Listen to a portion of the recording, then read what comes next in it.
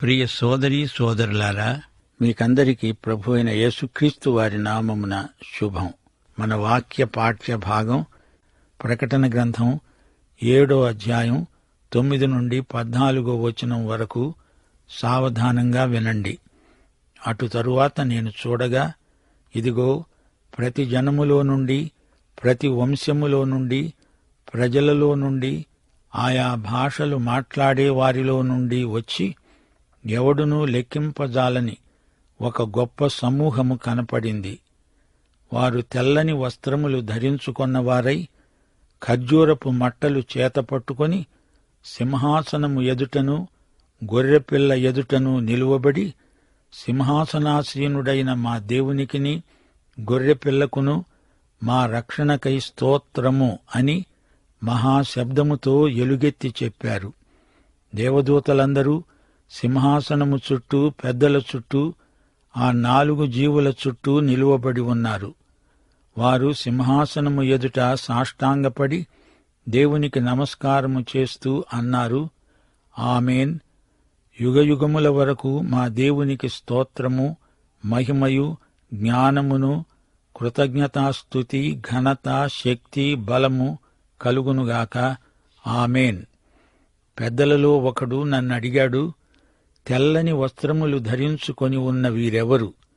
ఎక్కడ నుండి వచ్చారు? అందుకు నేనన్నాను, అయ్యా, నీకే తెలుసు. అతడు నాతో అన్నాడు, వీరు మహాశ్రమల నుండి వచ్చినవారు. గొర్రెపిల్ల రక్తములో తమ వస్త్రములను ఉతుక్కొని వాటిని తెలుపు చేసుకొన్నారు. ప్రియ శ్రోతలు, వింటున్నారా? యోహాను ఈ పరలోక దృశ్యాన్ని చూచాడు, మాటలు విన్నాడు. పెద్ద జనసమూహము కనపడింది. వారు ఎంతమందో ఎవరూ లెక్కపెట్టలేరు. అది ఒక మహాజనసమూహం. లెక్కపెట్టాలంటే మానవ మాతృలకు అసాధ్యం. కంప్యూటర్లకు కూడా అంతమందిని లెక్కించటం సాధ్యమయ్యే పని కాదు. ఆ జనసమూహంలో ఉన్న ప్రజలు ప్రతి జనములో నుండి, ప్రతి వంశములో నుండి, పలు రకాల భాషా ప్రాంతముల నుండి వచ్చినవారు. వీరు యూదేతరులు, అన్యులు. అనగా మహాశ్రమల కాలములో సంఘము ఎత్తబడిన తరువాత కూడా దేవుని రాజ్య సువార్త ప్రకటించబడుతుంది. లోకమంతటా విశ్వవ్యాప్తంగా సువార్త పంచిపెట్టబడుతుంది. 144,000 మంది సాక్షులు మహాశ్రమల కాలములో సువార్త ప్రకటిస్తారు. 7 సంవత్సరాలలో వారు ఎంతో గొప్ప పని చేస్తారు. 2000 సంవత్సరాల పాటు సంఘం చేయగలిగిన దానికంటే 7 సంవత్సరాలలో వారు ఎంతో ఎక్కువ సేవ చేయగలుగుతారు. సంఘం అతిశయించడానికి ఏమీ లేదు. ఈ రోజున జరగవలసినంత సువార్త సేవ జరగటం లేదు. కాని మహాశ్రమల కాలంలో ఎందరెందరో రక్షించబడతారు. సంఘం ఎత్తబడకముందే ఎక్కువ మంది రక్షించబడాలని దేవుడు కోరుతున్నాడు. అనేక విధాలుగా సువార్త ప్రకటించబడుతున్నది. సింహాసనము ఎదుట, గొర్రెపిల్ల ఎదుట నిలువబడి ఉన్నది ఎవరు? మహాశ్రమలలో నుండి వచ్చిన వారు. వీరందరూ తమ రక్షణను బట్టి ఎంతో ఆనందిస్తున్నారు. వీరు విముక్త ప్రజలు. శ్రమల ద్వారా మహిమలోకి వచ్చారు. ఎందరెందరో శ్రమల కాలంలో రక్షించబడతారు.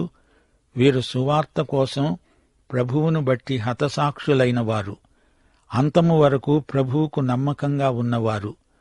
మత్తయి సువార్త 24వ అధ్యాయం 12వ వచనం, అంతము వరకు సహించిన వాడే రక్షించబడతాడు. వారు పరిశుద్ధాత్మ చేత ముద్రించబడిన వారు. వారు తెల్లని వస్త్రాలు ధరించుకొని ఉన్నారు. అనగా వారు యేసుక్రీస్తు యొక్క నీతిని ధరించారని అర్థం. దేవుని ఎదుట నిలవటానికి మన సొంత నీతి పనికిరాదు.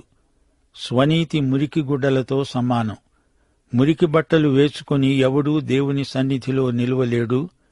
వారు ఖర్జూరపు మట్టలు చేత పట్టుకొని ఉన్నారు. అనగా వారు విజేతలు, క్రీస్తునందు జయించిన వారు. యేసుక్రీస్తు ఈ భూమి మీదికి తిరిగి వచ్చినప్పుడు వీరందరూ ఆయనతో వస్తారు.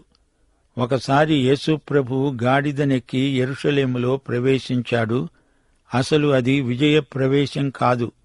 రెండోసారి వచ్చినప్పుడు అది అసలైన మహావిజయ ప్రవేశం.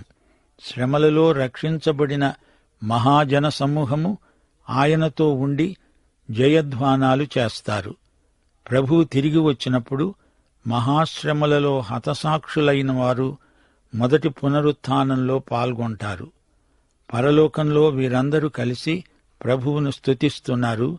అక్కడ సంఘమున్నది, పాత నిబంధన భక్తులున్నారు, శ్రమలలో నుండి వచ్చిన హతసాక్షులు ఉన్నారు. దేవదూతలు కూడా వచ్చి ఈ ఆరాధనలో పాల్గొన్నారు. దేవదూతలు పాడతారా అని కొందరు ప్రశ్నలు అడుగుతారు. దేవదూతలు స్తుతిస్తారు, కాని దేవుని గుణగణాలను మాత్రమే కీర్తిస్తారు. కాని మనము మన రక్షణను బట్టి దేవుణ్ణి స్తుతిస్తాము.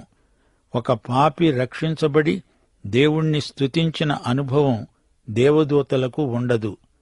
దేవదూతల గానంలో రక్షణానుభవం ఉండదు. సోదరీ సోదరులారా, ఈ పరలోక దృశ్యాన్ని జాగ్రత్తగా గమనించండి. పరలోకానికి ఎవరు వెళ్తారు అని తీర్పు తీర్చకండి. నేనే వెళ్తాను, నా సంఘమే ఎత్తబడుతుంది అనుకోవద్దు. విమోచింపబడిన వారందరూ అక్కడ ఉంటారు. సంఘానికి చెందని వారైనా మహాశ్రమల కాలంలో రక్షించబడి వచ్చిన వారు అందులో ఉంటారు. సంకుచిత మనస్కులు చూచి గ్రహించటానికే దేవుడి దర్శనాన్ని చూపుతున్నాడు. విశాల హృదయంతో దేవుని బిడ్డలందరూ కలిసి ఇక్కడే ఆయనను ఆరాధించటం మొదలుపెట్టాలి. ఆత్మతో సత్యముతో ఆయనను ఆరాధించాలి. పెద్దలలో ఒకడు ప్రశ్న అడుగుతున్నాడు. తెల్లని వస్త్రాలు ధరించుకున్న వీరు ఎవరు? ఎక్కడ నుండి వచ్చారు? యోహానుకు వారెవరో తెలియదు.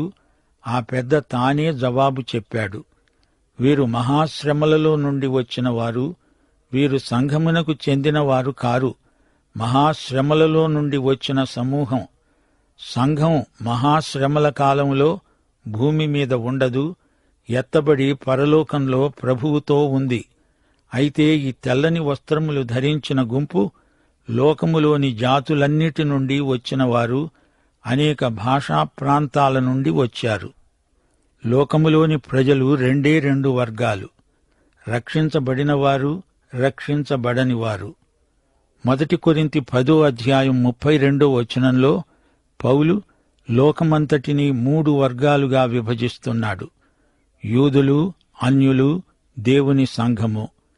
ఈ 3 గుంపులలో ఎవరికీ అభ్యంతరము కలుగ చేయకూడదు. అయితే సంఘము ఎత్తబడిన తరువాత భూమి మీద రెండే గుంపులు మిగిలి ఉన్నాయి, యూదులు, అన్యులు. మహాశ్రమల కాలంలో ఉన్న గుంపులు ఈ రెండే, యూదులు, అన్యులు. దేవుని సంఘము ఎక్కడున్నది? ఎత్తబడి ప్రభువు దగ్గర ఉన్నది. యోహాను సువార్త 14:2 ప్రభువన్నాడు, మీకు స్థలము సిద్ధపరచడానికి వెళ్తున్నాను. నేను వెళ్లి మీకు స్థలము సిద్ధపరచిన ఎడల నేను ఉండే స్థలములో మీరు ఉండేలాగున మరల వచ్చి నా వద్ద ఉండడానికి మిమ్మును తీసుకొని పోతాను. అలాగే తీసుకువెళ్తాడు. సంఘం ఆయనతో పరలోకంలో ఉంది. 1 కొరింథీ 12:13 పౌలన్నాడు, యూదులమైన, అన్యులమైన, దాసులమైన, స్వతంత్రులమైన మనమందరము ఒక్క శరీరములో నుంచి ఒక్క ఆత్మయందే బాప్తిస్మం పొందాము. మనమందరము ఒక్క ఆత్మను పానము చేసిన వారమయ్యాము. శరీరము ఒక్కటే అవయవముగా ఉండక అనేకమైన అవయవములుగా ఉన్నది. దేవుడు ఈ రోజున యూదులలో నుండి, అన్యులలో నుండి తన నామము కొరకు వారిని ఏర్పరచుకొని ఒక సంఘముగా రూపొందిస్తున్నాడు. ఈ సంఘము ఒకానొక రోజున ఎత్తబడుతుంది. దేవుడు ఈ రోజున సంఘ నిర్మాణ కార్యక్రమంలోనే ఉన్నాడు. అనేక మంది యేసుక్రీస్తునందు విశ్వాసముంచిన వారై ఆయన సంఘమవుతున్నారు. ఇక్కడ యోహాను పరలోకంలో ఏమి చూస్తున్నాడు? తెల్లని వస్త్రములు ధరించిన వారు, మహాశ్రమల నుండి వచ్చినవారు. వీరు సంఘం కాదు, మహాశ్రమల కాలాన్ని ప్రభువే నిర్దేశించి చూపుతూ మత్తయి సువార్త 24:21 అన్నాడు, లోకారంభము నుండి ఇప్పటి వరకు అట్టి శ్రమ కలుగలేదు, ఇక ఎప్పుడునూ కలుగబోదు. మత్తయి సువార్తలో, ప్రకటన గ్రంథంలో ఈ విషయం తేటగా చూపబడింది. అది మహాశ్రమల కాలం. పెద్దలలో ఒకడు యోహానును అడిగిన ప్రశ్న, శ్వేత వస్త్రధారులైన వీరెవరు? దానికి జవాబు యోహాను చెప్పలేకపోయాడు. ఎందుకని? వారు సంఘము కాదు. సంఘమైతే యోహానుకు తెలిసి ఉండేది. ఒకవేళ వారు పాత నిబంధన భక్తులైతే, ఇశ్రాయేలు జాతీయులైతే యోహానుకు తెలిసి ఉండేది. గాని వారు ఇశ్రాయేలీయులు కారు, పాత నిబంధన సాక్షులు కారు. వీరు మహాశ్రమలలో నుండి వచ్చిన అన్యజాతీయులు. వారి వస్త్రాలు తెల్లగా ఉన్నాయి. వస్త్రాల తెలుపు క్రీస్తు యొక్క నీతిని, విజయాన్ని సూచిస్తుంది. ఈ నీతి వీరికి ఎలా లభించింది? క్రీస్తు వారి కోసం రక్తం చిందించాడు. వారి పాపాలకు క్రీస్తు వెల చెల్లించాడు. మనలను బ్రతికించడానికి ఆయన చనిపోయాడు. దానిని బట్టి వారికి తెల్లని వస్త్రాలు వచ్చాయి. క్రీస్తు యొక్క మరణ పునరుత్థానములందు విశ్వాసముంచిన వారికి నీతి వస్త్రాలు వస్తాయి. 1 కొరింథీ 15 1-2 పౌలన్నాడు, సహోదరులారా, నేను మీకు ప్రకటించిన సువార్తను మీకు తెలియపరుస్తున్నాను. మీరు దానిని అంగీకరించారు, దానియందే నిలిచి ఉన్నారు. మీ విశ్వాసము వ్యర్థమైతేనే కాని నేను ఏ ఉపదేశ రూపముగా సువార్తను మీకు ప్రకటించానో ఆ ఉపదేశము మీరు గట్టిగా పట్టుకున్న ఎడల ఆ సువార్త వలననే మీరు రక్షణ పొందేవారై ఉంటారు. అనగా మీ విశ్వాసము నిరర్ధకమైందంటే మీరు సువార్తను నమ్మలేదు, గనుకనే మీరు రక్షించబడలేదు. పౌలు ఇంకా అన్నాడు, నాకివ్వబడిన ఉపదేశమును మొదట మీకు అప్పగించాను. అదేమనగా, లేఖనముల ప్రకారము క్రీస్తు మన పాపముల నిమిత్తము మృతి పొందాడు, సమాధి చేయబడ్డాడు, లేఖనముల ప్రకారము 3వ దినాన లేపబడ్డాడు. శ్రోతలు వింటున్నారా? నాకివ్వబడిన ఉపదేశాన్ని మొదట మీకు అప్పగించాను అని పౌలు స్పష్టం చేస్తున్నాడు. ఈ సువార్తను పౌలు కొత్తగా కనిపెట్టలేదు. యేసుక్రీస్తు పౌలుకు బయలుపరిచాడు. 2 సంవత్సరాలు తాను అరేబియా ఎడారులలో ఉండగా యేసుక్రీస్తు ఈ సువార్తను తనకిచ్చాడు. ఈ ఉపదేశాన్ని తాను ప్రభువు నుండి పొందాడు. ఆ సువార్త ఏది, ఎలాంటిది? లేఖనముల ప్రకారము, అనగా పాత నిబంధన ప్రకారము ఆయన చనిపోయాడు, 3వ దినాన లేచాడు. ఆయన చేసింది మనకు సువార్త అయింది. సువార్త ఇచ్చింది దేవుడు, పుచ్చుకోవలసింది మనం. క్రీస్తు యేసునందు నిత్యజీవము దేవుని వరం. ఆ వరాన్ని మనము ఎలా పొందుతాము? విశ్వాసము ద్వారా దేవుని వరం ఈ విధంగానే లభిస్తుంది. ఉచితంగా దేవుడిచ్చిన వరమే రక్షణ. దేవుడు మన కోసమై చేసిన కార్యమే సువార్త. ఎఫెసీ పత్రిక 1 అంటోంది, దేవుని కృపామహదైశ్వర్యమును బట్టి ఆ ప్రియునియందు ఆయన రక్తము వలన మనకు విమోచనము, అనగా మన అపరాధములకు క్షమాపణ మనకు కలిగి ఉన్నది. దేవుని వద్ద కృపాబాహుళ్యమున్నది. నీవు ఎవరైనా సరే దేవుడు నిన్ను రక్షించగలడు.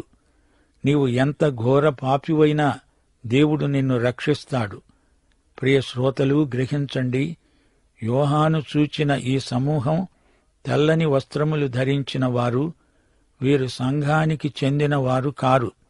సంఘము ఎత్తబడిన తరువాత అన్యులలో నుండి రక్షించబడిన వారు. మహాశ్రమల కాలంలో సంఘముతో నిమిత్తం లేకుండానే వీరు రక్షించబడ్డారు. ప్రియ శ్రోతలు, దేవుని సన్నిధిలో ఎవరు మురికి బట్టలతో ప్రవేశించగలరు? ఎవ్వరికీ అట్టి ప్రవేశము లభించదు.